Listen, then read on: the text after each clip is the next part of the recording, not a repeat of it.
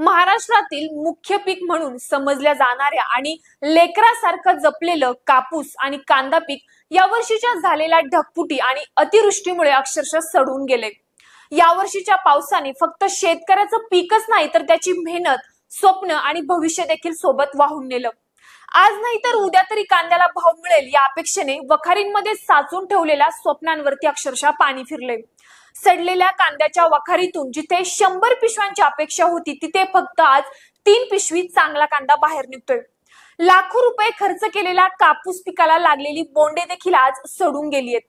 साधा बियाणाचा देखील खर्च निघत नाहीये। कांदे भरणीसाठी लागणारी एक पिशवी 40 रुपयांपर्यंत, परंतु त्यात भरला जाणाऱ्या कांद्याला मात्र भाव 2 रुपये प्रति किलो। शेतकऱ्याने पाहिलेल्या सगळ्या स्वप्नांची अक्षरशः राखरांगोळी झाली। माझ्या बळीराजाला नक्की न्याय देणार तरी कोण? एकीकडे बाजारभाव नाही तर दुसरीकडे अतिवृष्टी। आनंदाने डोलणारं आणि हिरवेगार दिसणारं पिकाने आज मात्र पिवळी चादर ओढली आणि निसर्गासोबत सरकारने देखील शेतकऱ्याची स्वप्ने सडवली।